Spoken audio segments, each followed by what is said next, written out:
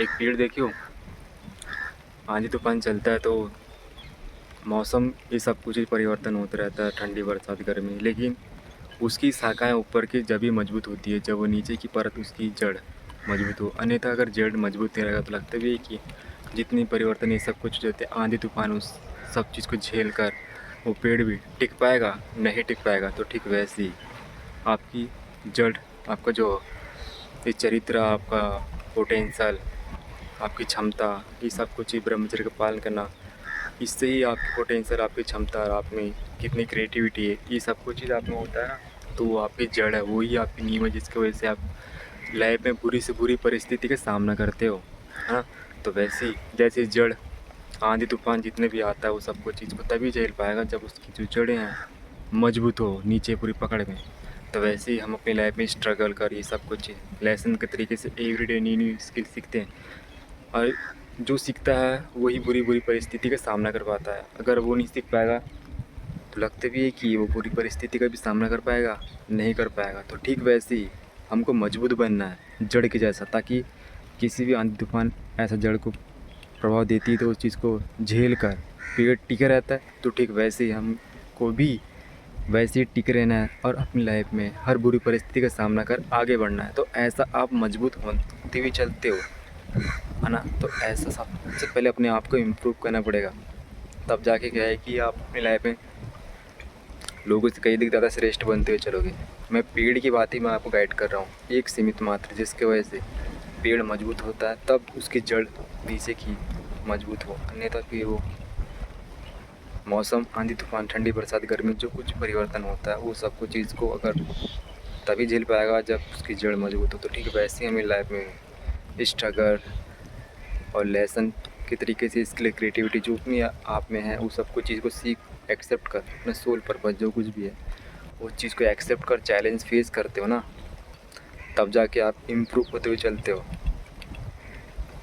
और फिर जब आप ये सब कुछ चीज़ को एक्सेप्ट कर इम्प्रूव होते हुए चलते हो तो फिर आपका प्रभाव किसी दूसरे में पहुंचता है। क्योंकि हमारा प्रभाव किसी दूसरे में तभी पहुंचता है जब हम अपने आप को इम्प्रूव करते हुए चैलेंज को एक्सेप्ट कर लाइफ में आगे बढ़ते हैं। तो 1 से 2 पे प्रभाव पहुंचता है। तो वैसे जब 1 से 2 पे प्रभाव पहुंचता है तो उससे इतना बड़ा महत्व तो पता चलता है जिसके वजह से समाज हो, चाहे जो भी कंट्री पे ही हम क्यों ना हो, उस सब में भी बहुत ज़्यादा पॉजिटिव चेंजेस आता है। केवल एक सीमित मात्र आप अपने आप को ऐसा इम्प्रूव करते हुए चलते हो तो वो तभी होगा जब आप ये जो कुछ भी struggle, challenge face, new new creativity skill आप में है तो सब कुछ इसको उपयोग करना, ना केवल किसी दूसरे के ऊपर सौंप देना। अकेले फेस टू फेस की मैं बात कर रहा हूँ, ना केवल किसी दूसरे की सहायता कर आगे बढ़ना, मैं उनकी बात नहीं कर रहा हूँ। केवल फेस टू फेस, तब जाके क्या है कि आप मजबूत होते हुए चलोगे। और जब आप मजबूत होते हुए चलोगे तो फिर जितने भी हॉलीवुड, बॉलीवुड, साउथ की मूवी, ये सब कुछ जो आप देखते हो ना, ये सब कुछ देखने के लिए और मोटिवेशनल बुक और इम्प्रूव करने के लिए सब कुछ जो कुछ भी अदरवाइज जिससे आप में प्रेरणा हो, उत्साह हो, इसका कोई महत्व नहीं होगा। चैलेंज एक्सेप्ट करो, न्यू न्यू चैलेंज बनाओ, क्रिएटिविटी इसके लिए सब कुछ चीज़ अपने आप को इम्प्रूव करते हुए चलो। तो देखने कि आप अपने आप को मजबूत बनाते हुए चलोगे, ऐसा अपने आप को इम्प्रूव किया जाता है। तो ठीक वैसे ही जड़ के जैसा अपने आप को बनाओ मजबूत एकदम, ताकि 3 तरीके से अपने आप को कंट्रोल कर सकते हो आप। या तो उससे फाइट कर सकते हो या आपको प्रभाव डाल रहा है। दूसरा, अपने आप को स्ट्रांग बनाते हुए चलोगे तो सामने वाले भी आपसे कुछ भी चीज़ ऐसा आप सबका उपयोग तो क्या आपको प्रभाव भी नहीं पहुंचा पाएगा। और तीसरा, आप अगर अपनी लाइफ में स्टेबल हो तो फिर आपको कोई कुछ नहीं बोलेगा, कुछ बोले ना, है ना।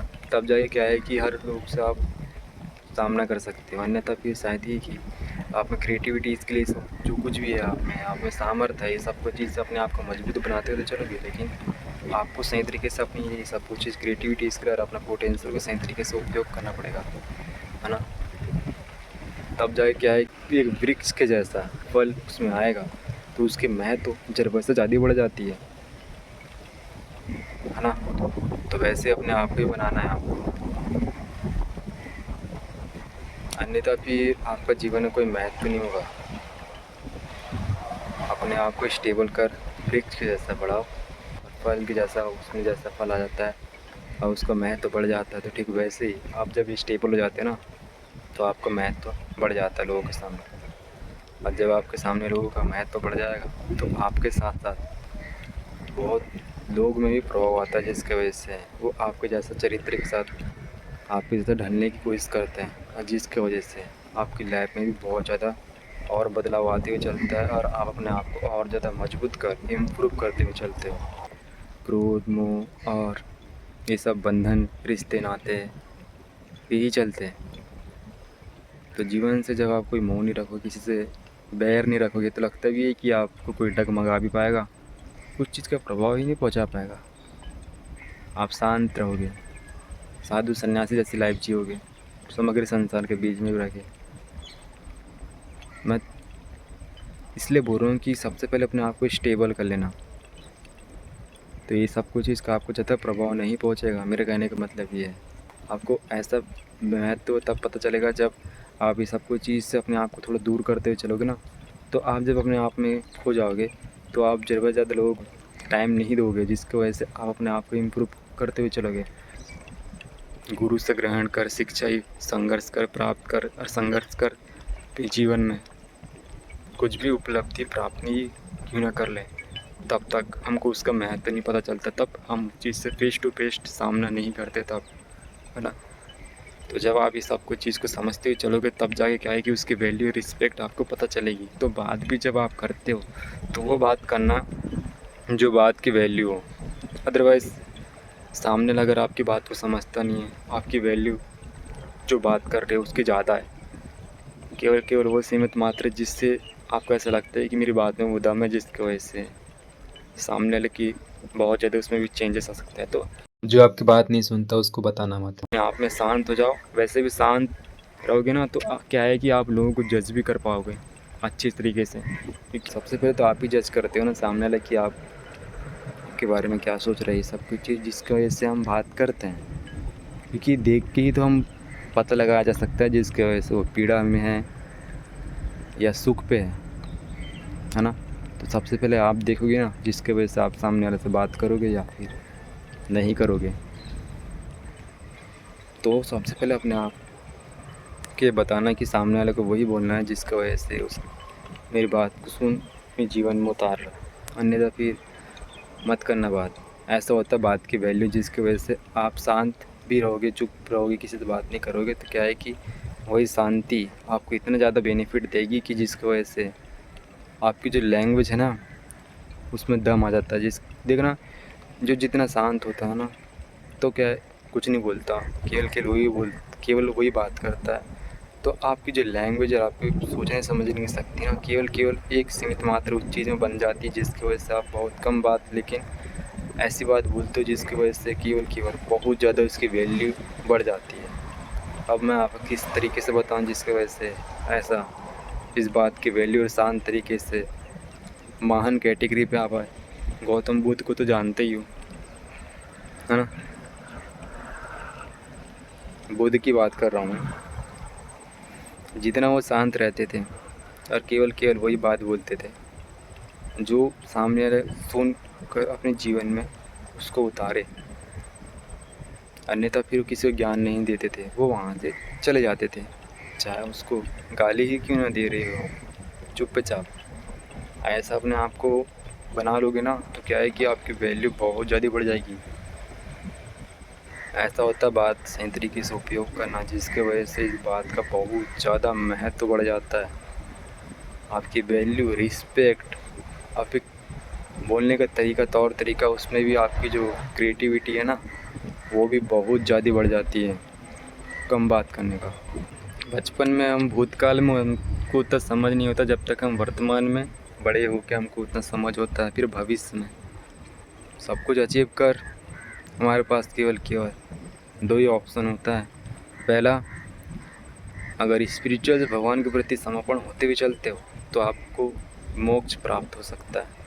और दूसरा, स्टेबल कर अपनी लाइफ में सुख शांति की ज़िंदगी जीना, भविष्य की बात कर रहा हूँ, और फिर मर जाना और पुनः फिर वो 84 लाख साल वाले जन्म कुंडली में अपने आप को जोड़ देना। कैलेंडर बन पुनः फिर कैलेंडर जैसे चेंज हो, साल बीतते जाता है तो कैलेंडर कैसा पन्ना पलटाते जाता है ना। तो वैसे ही आप जब 84 लाख साल के बाद जन्म होता है ना, तो वैसे फिर आप पुनः फिर कैलेंडर जैसा बदलते रहते हो, पन्ना जैसा बदलते हैं फिर हम।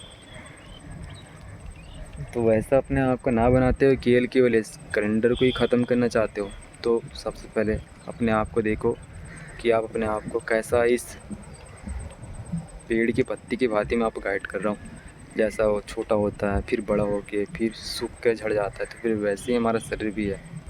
आप छोटे से बड़े होते हो, फिर उसके बाद भविष्य में ख़त्म। मनुष्य शरीर जो मिट्टी की देह है उससे तो मिल जाएगा, लेकिन जो आपकी सोल है, वो सोल बनाया कौन है आपकी, जिसकी वजह से शरीर पे धारण कर इस पंच महाभूत से आपका जन्म, ये सब कुछ चीज़ हुआ है, वो तो ऊपर ही वाला है ना, जिसकी वजह से आप जो कुछ भी कार्य कर रहे हो।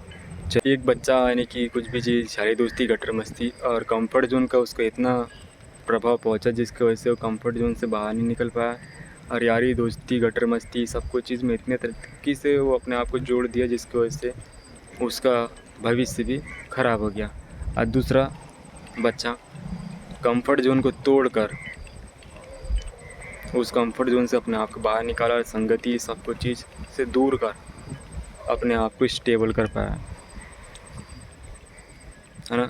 तो मानसिकता का प्रभाव पहुंचा ना, जिसकी वजह से हम अपने जीवन में कंफर्ट जोन और फ्रेंड ये सब कुछ चीज़ का ही तो प्रभाव पहुंचता है, जिसकी वजह से हम आम से महान कैटेगरी में अपने आप को कैसे पहुंचा पाते हैं, वो तभी जब हम उस कंफर्ट जोन से अपने आप को बाहर निकाला, चरित्र और फ्रेंड का हमको प्रभाव पहुंचेगा तभी।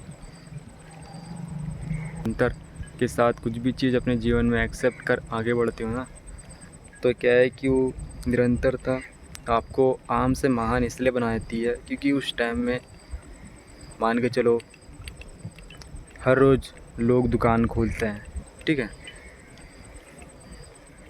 स्टार्ट तो कर लेते हैं, लेकिन जब एवरीडे डिसिप्लिन की पारी उस चीज़ को कर आगे बढ़ना होता है, तो उस टाइम में क्या है कि रोना धोना बताते हैं, यार मेरे साथ ये हो रहा है, मेरे साथ हो रहा है, दुकान नहीं चल रही है, सब कुछ। क्यों?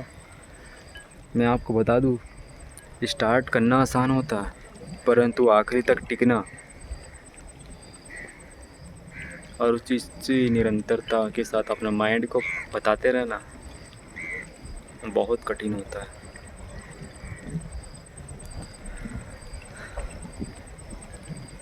समझो इस बात को, अन्यथा फिर आप कुछ भी चीज़ स्टार्ट करते हो ना, तो निरंतरता के साथ ये सब कुछ चीज़ आप तभी प्राप्त कर पाओगे जब आप कंसिस्टेंसी के साथ उस चीज़ में अपने आप को इन्वॉल्व करके आगे बढ़ाना चाहोगे।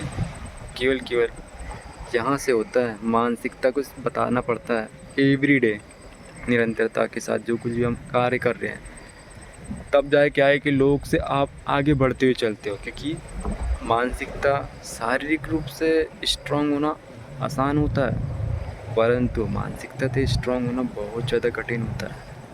तो निरंतरता के साथ ही हम वो दुकानदार निरंतरता के साथ ही अगर वो कंसिस्टेंसी के साथ एवरीडे वो वर्क करेगा, जिसकी वजह से वो स्टार्ट किया वो नहीं चल रहा दुकान, ये सब कुछ वो तभी चल पाएगा जब वो कंसिस्टेंसी निरंतरता के साथ अपना मानसिकता को वैसा बना पाएगा तब।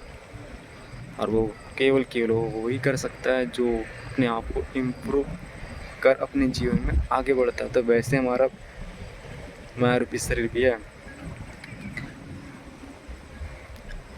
भगवान तो बोलता है जब तक तुमको जीवन दिया तब तक जियो, एंजॉय से जियो, लेकिन आप जब अपने ऊपर वर्क नहीं करते, मेहनत नहीं करते, तो लगते भी है कि आपका जीवन में कोई महत्व हो पाएगा, नहीं हो पाएगा। तभी होगा जब आप वर्क करोगे, मेहनत करोगे, अपने ऊपर फोकस करोगे, समाज के लिए परिवर्तन, ये सब कुछ चीज़ है ना, किसी दूसरे की हम्बल बन, सहायता कर, तब जाके 1 से 2, 2 से 3, 3 से 4 पे ऐसा प्रभाव पहुँचता। नहीं तो आपको मायारूपी भगवान ने शरीर तो दे दिया है, लेकिन आप इसका सही तरीके से उपयोग कर पाओगे ना, तब जाके आपकी मायारूपी शरीर का भी वैल्यू होगा। अन्यथा फिर तो मिट्टी की देह है, कुछ नहीं है, तो फिर अगर इसका उपयोग करोगे तब जब वो दुकानदार वाला निरंतरता की मानसिकता के साथ उस चीज़ में अपने आप को इन्वॉल्व कर जोड़ कर अपने जीवन में उसकी वैल्यू रिस्पेक्ट होगी ना, जिसकी वजह से अगला व्यक्ति में भी प्रभाव पहुँचेगा।